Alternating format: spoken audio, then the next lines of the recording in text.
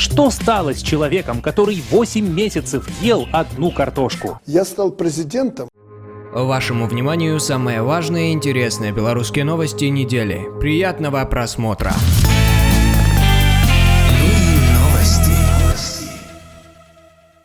Президент Беларуси Александр Лукашенко все чаще задумывается о своем уходе. Это подтверждают его высказывания, особенно участившиеся в последнее время. На этой неделе в интервью информагентству ТАСС он заявил: После нас, после меня, Путина, придут же другие люди. И я думаю, конечно, не дай бог нам оставить после себя тенденцию к ухудшению, Понял. Если мы оставим тенденцию к улучшению, придут на этой волне новые люди, которые, может быть, смогут сделать ряд шагов, которые нас объединят и сплотят. Некоторое время назад Лукашенко уже выражал надежду, что он покинет президентский пост к 2021 году. Что будет в 2021 году? Вы что, хотите сказать, что я потерплю ваше счастье, если меня не будет к 2021 году? В Байнете высказываются предположения, что президент устал и начинает готовиться к выходу на заслуженный отдых. Я ухожу. Во время так называемого большого разговора с президентом Лукашенко призвал белорусов заменить его путем выборов в том случае, если он перестанет справляться со своими обязанностями. От этого я уже не отойду. Если я очень ошибаюсь, то меня просто надо заменить на следующих президентских выборах. На следующих. Начиная с 1995 года ни одна избирательная кампания в Беларуси не была признана мировым сообществом как соответствующая демократическим нормам. Выборы, как основа демократического общества, были уничтожены стараниями Лукашенко и его сподвижников. Это подтверждал и сам Кормчий. Раньше за народного президента голосовало даже 93%, в связи с чем ему приходилось фальсифицировать выборы. Фальсифицировать власть будет выборы. Вы знаете, нам не надо фальсифицировать выборы.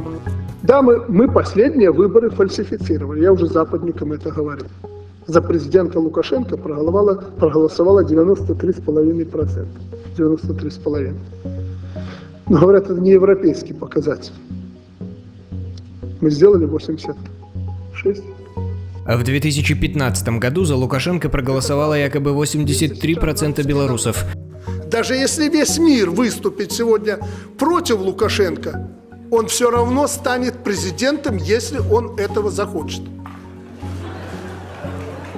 Много лет назад Лукашенко заявлял, что он будет править 12 лет. Не волнуйтесь, пожалуйста, о сроках президентства Лукашенко. Лукашенко будет президентом 12 лет, я уже об этом говорил. Шли года, но, как он сам неоднократно говорил, народ его не отпустил. Ведь в свое время так называемый батька отвел белорусов от пропасти. И теперь электорат так и стоит уже более 20 лет на одном месте, возле той самой пропасти, питаясь в основном за российские деньги. Но, как шутят в интернете, белорусов жить никто не заставляет. Лукашенко является президентом Беларуси с 1994 года. Ближайшие выборы президента Беларуси, которые раньше назывались выборами Лукашенко, пройдут в 2020 году. Демократическая оппозиция уже заявила о своем намерении выдвинуть единого кандидата. Логика белорусских властей: сначала построить, а потом подумать. На этой неделе Лукашенко признался, что не знает, куда девать энергию с белорусской атомной электростанции. Предложений по этой теме глава государства ждет от правительства. Литва и Польша уже заявили, что будут блокировать поставки энергии с БелАЭС. А ранее вице-премьер Владимир Семашко заявлял, что Беларусь не собирается отправлять энергию с БелАЭС на экспорт, а ресурс станции рассчитан на внутренний рынок. Так куда же пойдет заветная энергия, если у России своих станций хватает? К слову, дорогостоящий могильник радиоактивных отходов в Беларуси построят только к 2030 году. И все 11 лет после запуска реактора отходы будут храниться на пристанционном хранилище, пока не найдутся миллионы долларов на необходимый могильник. И здесь возникает резонный вопрос: зачем и кому все это нужно? На данный момент ответа нет ни у кого. Есть лишь поручение правительству искать рынки сбыта энергии. Сначала построили, а потом подумали и про вторую кольцевую дорогу, называемая в народе стройкой века, МКАД-2, на которую из госбюджета было потрачено около $250 миллиардов, сейчас пустует. Вряд ли можно говорить, что задача разгрузить Минск от автомобилей и улучшить экологию в столице была выполнена. Русский, белорусский, английский и китайский. Белорусы могут стать одной из самых многоязычных наций. Плавная переориентация нашей страны с российского на китайский рынок дает о себе знать. На этой неделе Лукашенко поддержал предложение о более широком изучении языка Поднебесной. Теперь в школах может появиться даже обязательный урок китайского. Тут невозможно не вспомнить старый анекдот. Александр Григорьевич, сколько языков вы знаете? 3. Русский, белорусский, английский. А можете сказать что-нибудь по-английски? Sprechen Sie Deutsch. Так это ведь немецкий. Тогда 4. В то же время Лукашенко призывает не забывать о русском и белорусском языках. Великий и могучий он и вовсе считает своим, о чем прямо заявил Путину. Он меня искренне и от души начал благодарить за отношение к русскому языку.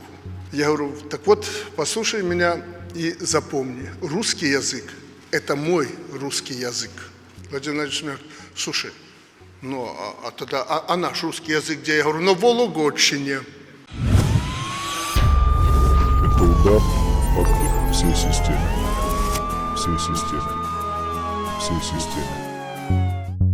В Борисове 5 участковых милиционеров месяц отказываются выходить на работу. Эмоционально выгорели, поясняют они. Жесткие требования выполнения плана по задержаниям и угрозы со стороны руководства. Ненормированный рабочий день, отсутствие выходных и отпуска. Ситуацию пытались тщательно скрыть, чтобы не возникло такого резонанса, как в Кричеве. Доведенным до отчаяния милиционерам руководство не подписывает заявление об увольнении. Начальство ссылается на неукомплектованность штата и отсутствие новых кадров.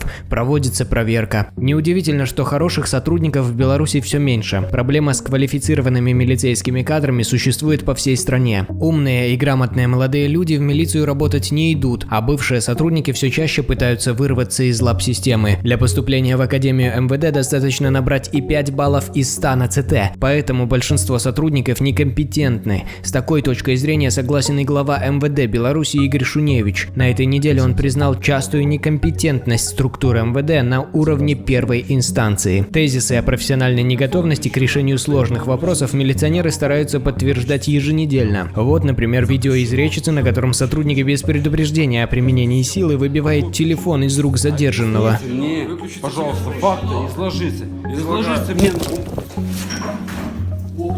Это удар, как говорится, под дых всей системе. О таких ударах сообщаем и мы в своей одноименной рубрике. Если она вам нравится, жмите палец вверх. В то же время министр внутренних дел напоминает и о проблемах с кадрами. По его словам, одной милиции мало и, соответственно, сложно обеспечить правопорядок без добровольных народных дружин. Для справки, количество милиционеров в Беларуси засекречено, но по разным подсчетам сотрудников в нашей стране свыше 100 тысяч голов. А вот готовы ли вы или ваши знакомые вступить в народную дружину и помогать так называемым шунявкам разгонять мирные протесты? Пишите в комментариях.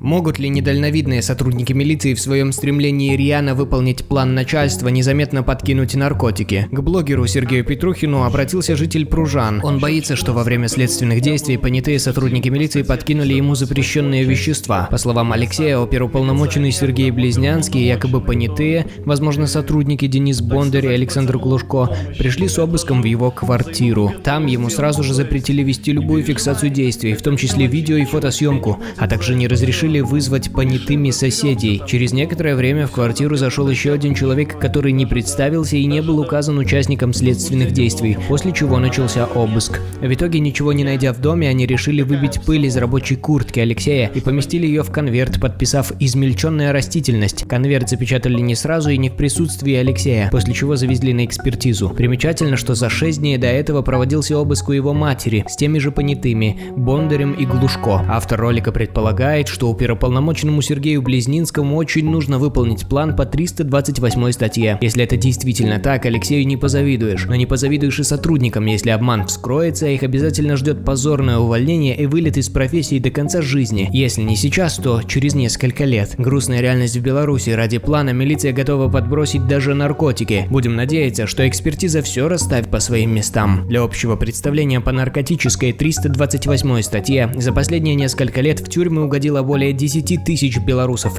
А это значит, что маленькая вероятность оказаться на месте Алексея есть у каждого из нас.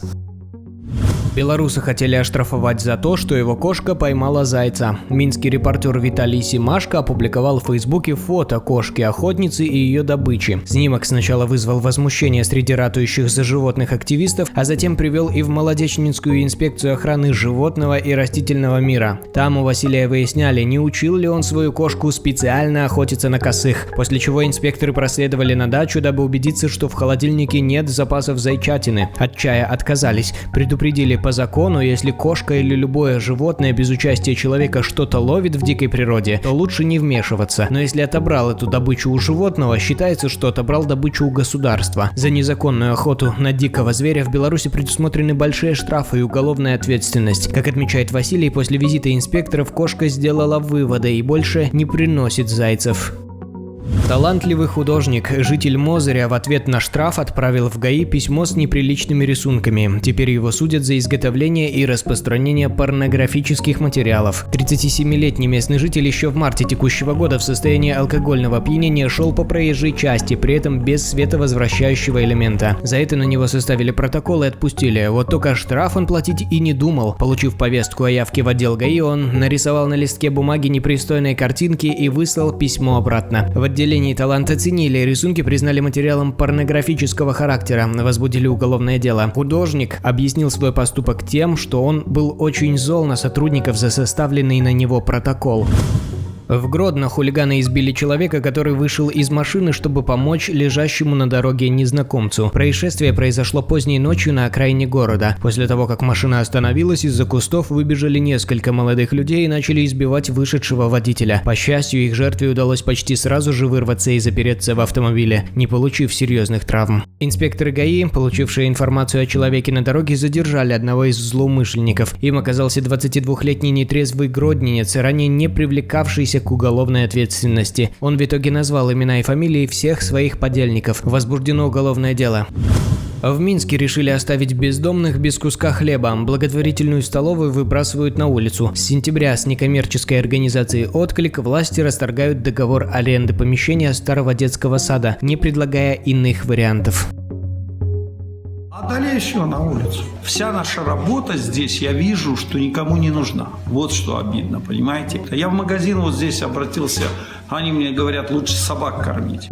По всему миру действуют пункты помощи бездомным, где волонтеры кормят попавших в трудную жизненную ситуацию людей. Власти демократических стран всячески пытаются поддерживать инициативу, а вот в Беларуси создаются лишь препятствия. Активистам инициативы «Еда вместо бомб» правоохранители часто мешают раздавать горячую еду и теплую одежду, а во время так называемых зачисток бездомных вывозят за пределы города и оставляют в лесу. Последний такой случай произошел на этой неделе перед грозой в Гродно. Видео факты. Мужчина с палкой со словами «Вот вам за все» громил машины в Минском дворе. Вертикальным видео поделился Юрий Данилович.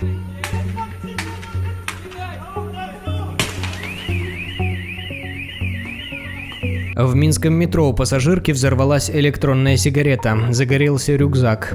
Инцидент произошел на станции Площадь Победы. Специалисты говорят, что причиной стало замыкание. Хоть какая, но работа. В Витебске к приезду Лукашенко на Славянский базар косили песок. Это не кажется удивительным, если вспомнить, как в прошлом году в Логойске уже косили снег. Как-то так.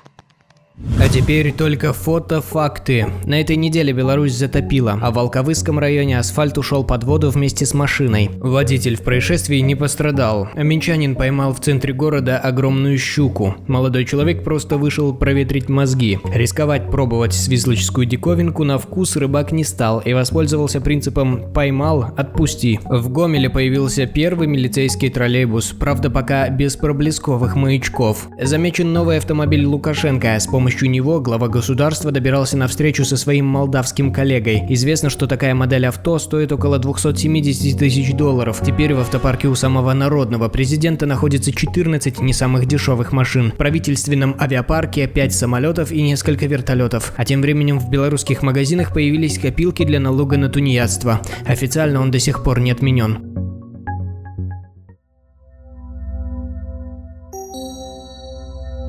До скорой встречи и хороших вам новостей.